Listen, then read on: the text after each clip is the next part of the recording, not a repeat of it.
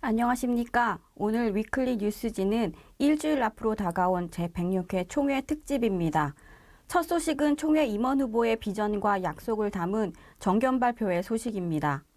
후보들은 위기의 시대 돌파구를 반드시 만들겠다며 소중한 한 표를 호소했습니다.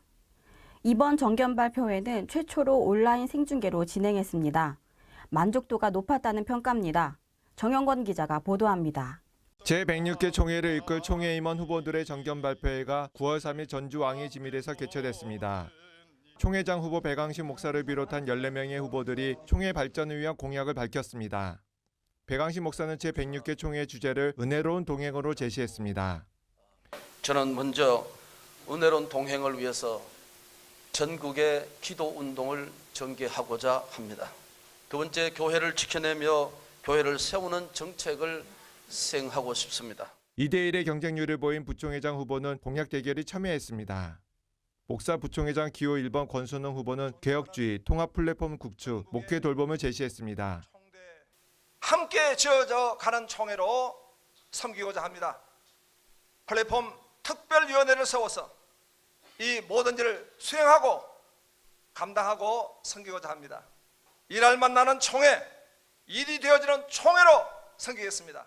기호 2번 민창기 후보는 신뢰와 소통을 강조했습니다. 이어 예배 회복, 교육 시스템 개발 등의 공약을 제시했습니다. 이 교단의 소통 문제가 무엇보다도 중요하다고 봤고 경청과 서로에 대한 섬김이 필요한 때라고 생각을 했습니다. 어떤 시스템이 구축이 돼서 이게 지속성과 연속성과 목사님, 장로님들이 함께 모여서 정말 한 가족으로 축제성이 있는 그런 총회를 열어가고 싶습니다. 장로 부총회장 기호 1번 서기영 장로는 꿈과 희망을 주는 생산적 총회를 세우겠다고 다짐했습니다. 기호 2번 노병선 장로는 자가격리로 정견 발표에 참석하지 못해 아쉬움을 남겼습니다. 4명의 후보로 경쟁이 치열한 부서기 선거에서 기호 1번 고광석 후보는 총회 행정 선진화와 빅데이터 플랫폼 구축을 약속했습니다. 기호 2번 한종욱 후보는 스마트 행정체계와 탕평책을, 기호 3번 이종석 후보는 균형 감각을 갖춘 인사행정을, 기호 4번 김종택 후보는 온라인 시스템 행정 처리를 공략했습니다. 부임원에서 정임원으로 올라가는 후보들은 상대적으로 안정과 화합에 비중을 둔 공약을 제시했습니다. 한편 이번 정견 발표에는 온라인 생중계를 최초로 시도했습니다. 총회선거관리위원회는 사회적 거리두기가 확산되면서 일정을 대폭 축소하고 온라인 생방송을 주관했습니다. 기독신문 뉴스지를 통해 생중계된 정견 발표에는 위드 코로나 시대의 총회 행사의 대안으로 제시됐습니다. 뉴스7이라고 하는 방송국도 생기고 그래서 방송국을 통해서 생방으로 이렇게 정견 발표를 해서 모든 총대들이 방송을 통해서 청취할 수 있도록 이렇게 해야 되겠다 하고 실시를 했는데 막상 하고 보니까 오히려 좀 기대한 것보다도 더 좋은 성과가 있지 않았나 이렇게 자평을 하고 싶습니다. 기독신문 뉴스지로 생중계된 정견 발표에는 접속자가 1,600명을 상회해 총대 대다수가 시청한 것으로 알려졌습니다. 총회 선거를 앞두고 전국교회 알 권리를 확대했다는 긍정적 평가를 받았습니다. 목사님, 장로님들이 전체가 다 볼 수 있어서 너무 좋은 기회다 이렇게 생각할 수 있고요. 또 코로나가 아니더라도 또 이런 식으로 했으면 더 좋겠다 생각이 듭니다. 기독신문 뉴스지 전영환입니다. 제106회 총회는 9월 13일 하루 일정으로 열립니다. 오후 2시 개회해 각 노회에서 상정한 헌의안까지 처리하고 밤 10시에 파회할 예정입니다. 작년 105회 총회처럼 많은 보고들을 서면으로 받아 처리하거나 총회 임원회로 위임할 것으로 보입니다. 제106회 총회에서 꼭 보고하고 처리할 안건은 무엇이 있을까요? 박민균 기자가 정리해드립니다. 제106회 총회도 작년 총회처럼 하루의 회무를 마쳐야 합니다. 총회에서 꼭 처리할 안건을 선별하고 속도감 있게 진행해야 합니다. 총대들은 개회 예배를 드리고 충남로의 총대 문제를 먼저 결정해야 합니다. 오랫동안 분쟁했던 충남로에는 하나가 되기로 합의했습니다. 일부 노회원들이 반대하고 있는데 총회 현장에서 충남노회의 화해를 받아들여 총대로 인정할지 주목받고 있습니다. 총회 임원과 상비부장 선거를 마치면 오후 5시입니다. 30분 정도 휴식한 후 본격적으로 회무를 진행합니다. 오후 5시 반부터 7시까지 105회기 각 부서가 보고를 합니다. 총회 임원회와 실행위원회를 비롯해 20개의 상비부서와 8개의 상설위원회, 16개의 특별위원회 보고를 1시간 30분 내에 마쳐야 합니다. 특별한 보고사항이나 청원사항이 없는 부서는 보고를 생략하고 총회 임원회로 위임합니다. 작년처럼 상비부 임원조직 등의 보고는 화면으로 처리할 예정입니다. 하지만 꼭 총대들이 처리해야 할 부서 보고가 있습니다. 헌법과 규칙에 관련된 사항, 교회연합에 관련된 안건은 반드시 총회에서 논의해야 합니다. 총회 임원회와 실행위원회는 한기총 등 교회연합기관의 통합사업을 보고합니다. 상비부 중에서는 감사부, 규칙부, 재판국, 신학부 등은 보고를 받아야 합니다. 규칙부는 총회 규칙 제3장, 총회 선관위의 임무에 대한 개정안을 상정했습니다. 상설위원회 중 이단 사이비 대책위원회 보고는 다른 교단들도 관심을 갖고 있습니다.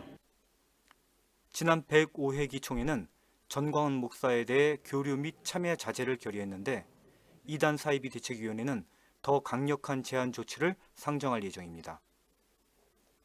특별위원회 중 정년연구위원회, WEA 연구위원회, 여성사역자 지위 향상 및 개발위원회 보고는 찬반 논쟁이 일어날 것으로 보입니다. 정년연구위원회는 법적으로 목사의 정년을 70세로 하되 담임하는 교회가 원하고 노회가 허락할 경우 3년 더 할 수 있다는 조건부 연장안을 보고합니다. WEA 문제는 연구위원회 내에서도 의견이 다릅니다. 위원회 대표 2명이 WEA 정체성과 교류에 대해 찬반 의견을 발표합니다. 여성사역자 지위 향상 및 사역개발위원회는 총신신대원을 졸업하고 고시를 치른 여성사역자에게 준목 호칭 부여를 청원했습니다. 총대들의 결정이 필요합니다. 기관 중에서 총신대학교를 빼놓을 수 없습니다. 법인위세회가 개정한 학교 정관에 대한 관심이 높습니다. 105회기 각부 보고를 마친 후 7시부터 밤 10시까지 헌의안을 논의합니다. 8월 26일 현재까지 238건의 헌의안이 접수됐습니다. 박민균 기자입니다. 지난해에 이어 두 번째로 코로나 상황에서 열리는 총회인 만큼 총회 장소인 울산의 새 교회는 철저한 방역을 비롯해 안전한 행사 준비에 만전을 기하고 있습니다. 기독신문 뉴스지에서 총회가 열리는 울산을 미리 다녀왔습니다. 정원희 기자가 소개합니다. 제106회 정기총회는 4차 대유행 중임을 감안해 일정을 하루로 단축하고 회의 장소는 3군데로 늘렸습니다. 4,000석 규모의 우정교회를 본부로 하여 800석가량의 대암교회와 태화교회에 총대들을 분산합니다. 각 교회는 서로 차량으로 15분 정도면 이동이 가능할 정도로 지근 거리에 위치해 있습니다. 지난해 처음 분산 진행한 회의에서 일부 거점 교회에 소외 현상이 나타난 점을 고려해 대형 LED 화면을 비롯한 설비를 갖춰 원활한 회의 진행을 도울 예정입니다. 더불어 총회준비위원회는 모든 노회에 공평한 기회를 제공하기 위해 기준을 마련했습니다. 먼저 모든 노회의 총대 3분의 2는 본부인 우정교회에서 회무에 참여합니다. 그리고 나머지 총대 3분의 1은 가나다 순으로 강동노회부터 북평양노회까진 대암교회로, 산서노회부터 황해노회까진 태화교회로 참석교회가 나뉩니다. 다만 총회 임원과 상비부장, 선거관리위원, 정치부원 등 회의 진행의 필수 인력은 우정교회로 우선 배정됩니다. 총대 배분과 관련해 현재 총회본부에선 각 노회 총대별 참석교회를 보고받고 있습니다. 한편 이번 총회에 참석하기 위해선 반드시 사전에 코로나19 PCR 검사 결과 음성이 확인돼야 합니다. 총회는 여기에 그치지 않고 각 교회 입구에 소독시설과 더불어 자가진단 검사 장소를 별도로 마련해 2중 3중의 촘촘한 방역망을 구축한다는 방침입니다. 총회가 열리는 울산은 현재 사회적 거리두기 3단계가 적용 중입니다. 다만 종교시설 참석 가능 인원을 좌석수의 30%까지 허용하고 있어 정부 지침인 20%에 비해 제한을 다소 완화한 편입니다. 총회는 방역당국과 지자체, 그리고 각 교회와 행사 당일까지도 꾸준히 소통하며 사태를 예의주시할 계획입니다. 기독신문 뉴스지 정원입니다.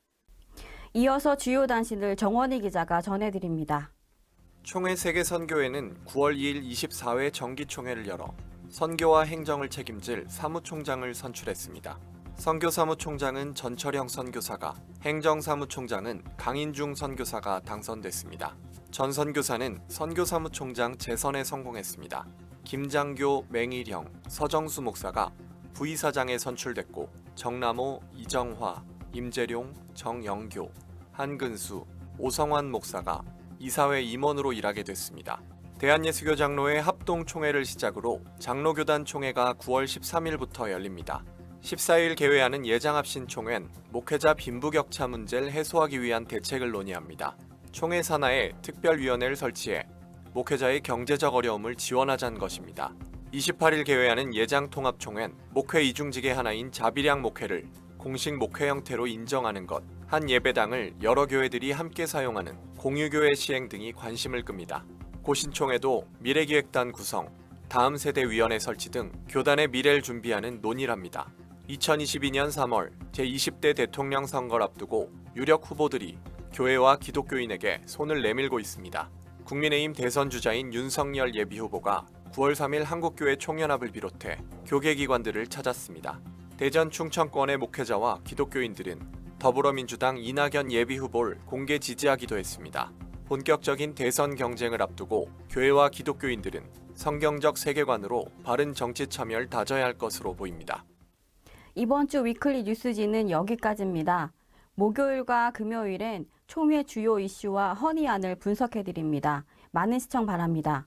다음 주 위클리 뉴스지는 제106회 총회 소식으로 찾아뵙겠습니다. 고맙습니다.